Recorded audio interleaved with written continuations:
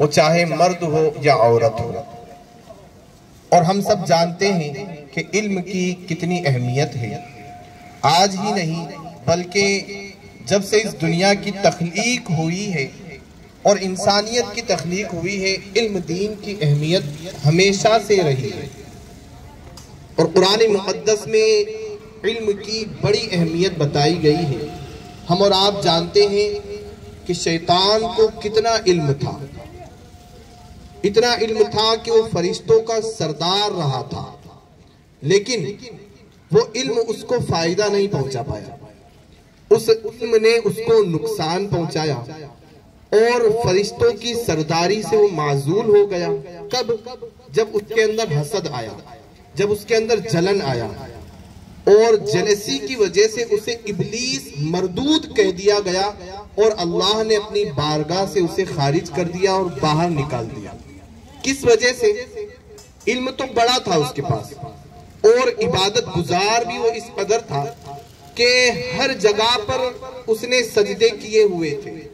ऐसी कोई जगह नहीं थी कि जिस पर उसने सजदे ना किए हो। लेकिन एक अल्लाह तबारक व तआला की नाफरमानी उसने की, और वो नाफरमानी उसने इसलिए की कि अल्लाह ने हजरत आदम अलैहिस्सलाम को अपना खलीफा मुकर्रर किया और कहा कि मैं आदम को अपना खलीफा बनाता हूँ। शैतान ने कहा कि मैं आग से बना हूँ और आदम मिट्टी से बने, तो मैं आग हूँ तो मैं आदम से बेहतर हूँ, मुझे खलीफा बनाना चाहिए, आदम को क्यों? और अल्लाह ने फरमाया कि अब आदम को सजदा किया जाए। शैतान ने कहा कि जब आदम से बेहतर हूं तो मैं इसे सजदा क्यों करूं? अल्लाह तबारक व तआला ने फरमाया, गुस्ताख, मेरा हुक्म है। और जब उनने अल्लाह का हुक्म नहीं माना तो सारा इल्म और सारी इबादतें उसकी छीन ली गई और उसे जमीन पर फेंक दिया गया और हमेशा के लिए उसे मरदूद कह दिया गया।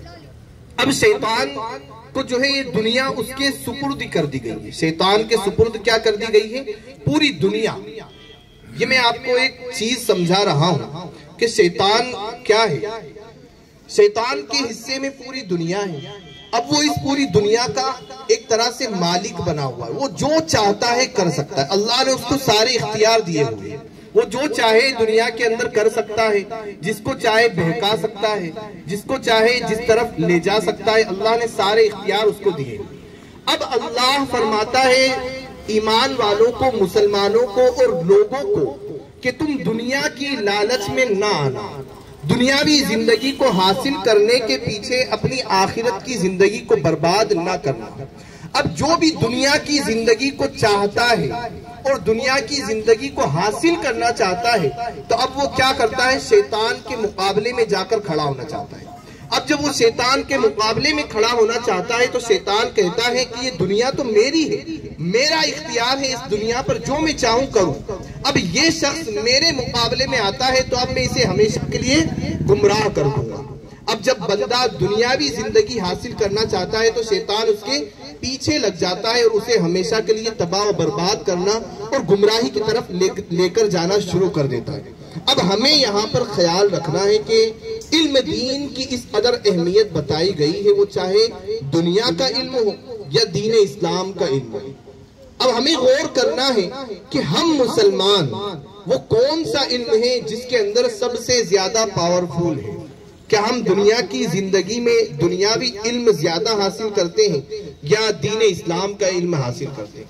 और हम जब गौर करेंगे तो हमें पता चलेगा कि ना ही हम दुनिया के हिस्से में ज्यादा है, ना ही दीन के हिस्से में ज्यादा है, ना ही हमें कुरान सही से पढ़ना आता है, ना ही हमें दुनियावी मामलात के अंदर हम ज्यादा आला मकाम पर पहुंच पाए। ये हम दीन इस्लाम के अंदर भी सबसे पीछे हैं और दुनियावी जिंदगी के अंदर भी सबसे पीछे हम ही मुसलमान नजर आएंगे और ये हमारी सबसे बड़ी कमजोरी है। ये हमें ख्याल रखना है, ये हमें अपने जहन में बिठाना है कि हम इल्म किस तरह से हासिल करें, कैसे हासिल करें। आप अपने अस्लाफ की जिंदगी देखें, हम अपने बुजुर्गों की जिंदगी देखें, औलिया इकराम की जिंदगी देखें, सहाबा इकराम की जिंदगी देखें, आप नबी सल्लल्लाहु अलैहि वसल्लम के पहले की जिंदगी देखें। यहूदियों की जिंदगी में आपको बताऊं कि कुरान मुक़द्दस में अल्लाह ने कई मकामात पर यहूदियों का जिक्र किया है और यहूदी उलमा ऐसे थे जो अल्लाह की आयतों को बेच देते थे थोड़े से फायदे के लिए, दुनियावी फायदे के लिए। क्या करते थे? वो अल्लाह की आयतों को बेचते थे। और यही मिसाल अल्लाह ने कुरान मुक़द्दस में बयान फरमाई है कि तुम भी उनकी तरह ना हो जाना। और उनकी जो अवाम थी ना यहूदियों की, वो अपने उलमा पर अंधे तरीके से भरोसा करती थी। जो उलमा ने कह दिया वही हक है, उसके अलावा उस पर गौर फिक्र नहीं करती थी। और इसकी वजह क्या थी कि उनकी अवाम थी जाहिल। जिस तरह से आज हमारी अवाम है जाहिल। मैं आपको ताना नहीं दे रहा हूं, ये सही बात है और ये कुरान हमें बता रहा है कि यहूदियों की जो अवाम थी वो उन पर अंधा भरोसा करती थी। उसकी वजह थी कि वो जाहिल थी। जो उनके उलमा कहते थे उसी पर वो चलना शुरू कर देते थे। उनके उलमा ने कहा कि आखिरी नबी मोहम्मद सल्लल्लाहु अलैहि वसल्लम नहीं है, उन्होंने मान लिया। उन्होंने कहा कि आखिरी नबी की तौरात में कोई भी निशानियां नहीं है, उन्होंने मान दिया। और यही वजह है आज कि आजकल जो हमारी अवाम के अंदर जिहालत है, हमारे पास बस एक ही चीज है, हमारा इमाम, हमारे उलमा ने जो कह दिया है हमने मान लिया। हमें गौर फिक्र करना ही नहीं है उस पर कि सामने वाला बंदा हक कह रहा है, सच कह रहा है या गलत कह रहा है। और यही चीज तो कुरान हदीस रसूल फरमा रही है। अल्लाह के रसूल ने क्यों हर इंसान को कहा है कि तुम इल्म हासिल करो। इल्म फर्ज क्यों कहा गया है कि तुम इतना इल्म कम से कम सीखो कि तुम जो है अपने मसाइल हल कर सको, कुरान पर गौर फिक्र कर सको, हदीस और कुरान पर गौर फिक्र कर सको। लेकिन आज हम लोगों ने क्या किया है, सारी जिम्मेदारी उठाकर थोप दी है इमाम के हाथ में। इमाम आएगा वही नमाज जनाजा पढ़ाएगा, इमाम आएगा वही निकाह पढ़ाएगा, इमाम जब तक नहीं आएगा निकाह नहीं होगा, इमाम जब तक नहीं आएगा नमाज 10 मिनट लेट हो जाए कोई भी आगे बढ़कर मुसल्ले पर नहीं जाएगा। ये हमारी कमजोरी है, ये आप इमाम को नहीं थोप सकते, यहाँ पर इमाम की गलती भी नहीं बता सकते। ये मुसलमानों की कमजोरी और इससे हमें आगाह होना है, इससे हमें बेदार होना है कि हमारी भी तो कुछ जिम्मेदारियां हैं। हम भी अपने आप को मुसलमान कह रहे हैं, क्या मुसलमान इस तरीके का होता है? हम जब अपने आप को मुसलमान कह रहे हैं तो हमारे नबी ने फरमाया हर बंदे पर, हर मुसलमान पर इल्म दीन सीखना फर्ज है। तो बताएं क्या आपने इतना इल्म सीखा है कि जब आपका इमाम ना आए तो आप उसकी जगह पर जाकर इमामत कर सके और नमाज पढ़ा सके? जब आपका इमाम ना आए तो क्या आपके पास इतना इल्म है कि आप अपने बाप की नमाज जनाजा पढ़ा सके? क्या आपके पास इतना इल्म है कि अपने बेटे की आप निकाह पढ़ा सके, अपनी बेटी का निकाह पढ़ा सके? नहीं है। और हम जो है मोहताज बने हुए हैं अपने इमाम की, और इसी तरह से हमने अपने इमाम को मोहताज बनाया हुआ है अपना। ये दोनों चीजें एक जगह पे दुरुस्त हो गई है कि अवाम किसकी मोहताज हो गई है? इमाम की, और इमाम मोहताज हो गया है अवाम का, क्योंकि इमाम सारी चीजें लेकर चलता है। इस वजह से क्योंकि अवाम से उसको मिल रहे होते हैं नजराने। क्या मिल रहे होते हैं? नजराने। और उसका भरोसा उसी नजराने पर हो गया है। अब जो है वो अगर नमाज जनाजा पढ़ाने नहीं जाता, बंदा नाराज हो जाएगा, उसको उसे नमाज जनाजा सिखानी नहीं है। अगर वो सिखा देगा तो वो नमाज जनाजा खुद पढ़ा लेगा, और अगर वो खुद पढ़ाएगा तो इमाम की जरूरत नहीं पड़ी। तो ये सारी चीजें जो है एक जगह पर आकर हमारे दिमाग को हाईजेक कर लिया गया है, आप जानते हैं। और इस चीज से हमें निकलने की जरूरत है। अभी आप देखिए कुंडे की फातिया आने वाली, 2 दिन एक दिन बाद, कल जुमा है, परसों कुंडे की फातिया है, 22 रजबुल मुरज्जब। अभी पूछ लिया जाए कि जिसके नाम की आप फातिया लगा रहे हैं, आप बताओ कि आप उन्हें कितना जानते हैं? कोई नहीं जानता। ज्यादा से ज्यादा उनका नाम हमारी अवाम जानती है कि इमाम जाफर सादिक के नाम की फातिया होगी। अब इमाम जाफर सादिक थे कौन? किसी को नहीं मालूम। हमें किस चीज से मतलब है? कुंडे की फातिया लगी, खीर पूड़ी खाना है, गुलाब जामुन खाना है, जलेबी खाना है, कुंडे की फातिया हुई। हम सच्चे सुन्नी हैं, हमें इस चीज से मतलब है। साथ वो जिसके नाम की आप फातिहा लगा रहे हो, वो शख्सियत आखिर है कौन? ये जब तक आप गौर नहीं करोगे, आपके कुंडे की फातिया का कोई मकसद हल ही नहीं होगा। और वो शख्सियत मैं आपको बताऊं, इतनी बड़ी इल्मी शख्सियत है कि दुनिया के अंदर जितने भी साइंसदान हैं, ये इमाम जाफर सादिक के कदमों की धूल है। इस दुनिया में सबसे ज्यादा जो शागिर्द रहे हैं वो इमाम जाफर सादिक के हैं।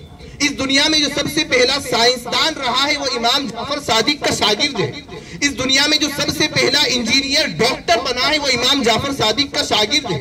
और हमें पता ही नहीं कि इमाम जाफर सादिक कैसी शख्सियत है। इल्म के मामले में इतना बड़ा मकाम था उनका कि अल्लाह ने सारा इल्म उन्हें अता कर दिया था। दुनियावी इल्म, दीनी इल्म, फल्कियाती इल्म, रियाजी इल्म, बड़े फिलोसोफर थे वो, और बड़े बड़े शागिर्द जिन्हें हम जानते हैं आज, जिन्हें अहले सुन्नत वल जमात में इमाम आजम अबू हनीफा का दर्जा दिया जाता है, लोग जिनकी तकलीद करते हैं, वो इमाम आजम अबू हनीफा कहते हैं कि मैंने 2 साल इमाम जाफर सादिक की जो है शागिर्दगी में गुजारे, अगर वो 2 साल मुझे नहीं मिले होते ना तो मैं हलाक हो जाता। और ये कौन कह रहा है? इमाम आजम अबू हनीफा, जिनकी आज कई लोग जो है जिनकी तकलीद करते हैं और जिनकी फिक़ह पर चलते हैं, वो कह रहे हैं कि मेरे सबसे बेहतरीन उस्ताद इमाम जाफर सादिक है।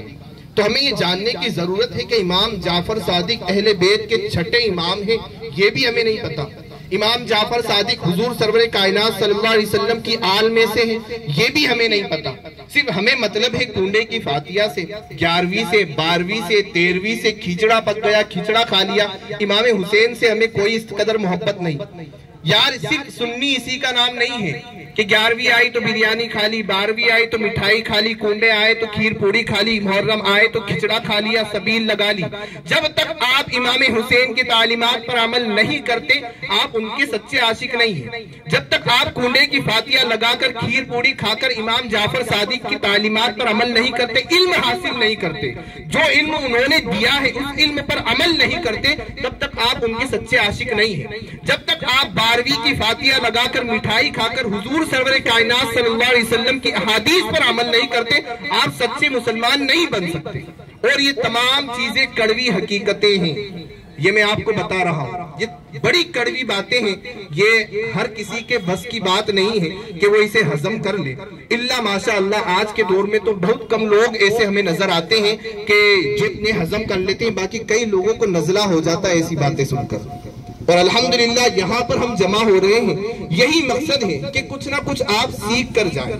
यहाँ मैं अपना वक्त दे रहा हूँ, वो जो हमारे नौजवान है वो अपने अपने घरों से उठकर आते हैं, हमें लेकर आते हैं। कई दिनों तक उन्होंने हमें मनवाया है कि हजरत चले वहां पर तबलीग करना है, हजरत चले वहां पर तबलीग करना है। कई बार मैंने उनको मना कर दिया था, लेकिन फिर मैं उनके साथ आने लगा, उनकी दिलजोई देखी मैंने, उनकी मेहनत को देखा। तो यहाँ पर हम आ रहे हैं तो कुछ ना कुछ हम सीख कर जाए। अब आप यहाँ से वादा करके जाए कि जो लोग भी इमाम जाफर सादिक की फातिया लगाते हैं, कुंडे खाते हैं और कुंडे की फातिया लगाते हैं, आप ये वादा करें कि हम इमाम जाफर सादिक को पढ़ेंगे और उनकी तालीमात पर अमल करेंगे कि वो कितने बड़े आलिम थे। हमें आज जानने की जरूरत है कि उन्होंने हमारे लिए कैसे कैसे, आज उनके इल्म से पता है गैर मुस्लिम, ईसाई, यहूदी फायदा हासिल कर रहे हैं, लेकिन मुसलमान को पता ही नहीं है कि इमाम जाफर सादिक के क्या कारनामे थे। और जो भी कुंडे की फातिया लगा रहा है ना, आप अगर नहीं भी लगा रहे तो जो लगा रहा है ना, आप उससे जाकर जरूर पूछना कि भाई इमाम जाफर सादिक की तालीमात क्या थी और वो कौन थे और कितने बड़े आलिम थे। ये आपको पूछना है परसों के दिन। तो ये बात ख्याल रखें, और ये बात भी ख्याल रखें कि हमें इल्म दीन हासिल करना है, उस पर अमल भी करना है, अपनी नस्लों को इल्म दीन की तरफ लाना है। अगर हम कामयाब होना चाहते हैं तो हमें इल्म दीन हासिल करना, चाहे वो दीन का इल्म हो या दुनियावी उलूम हो, दोनों उलूम पर हमें महारत हासिल करने की आज जरूरत है। इल्ला माशाअल्लाह, अल्लाह तबारक व तआला से दुआ है कि हमें ज्यादा से ज्यादा इल्म दीन हासिल करके उस पर अमल करने की तौफीक अता फरमाए, कुरान मुक़द्दस और अहादीस की तालीमात पर अमल करने की तौफीक अता फरमाए। वमा अलैना इल्लल बलागुल मुबीन।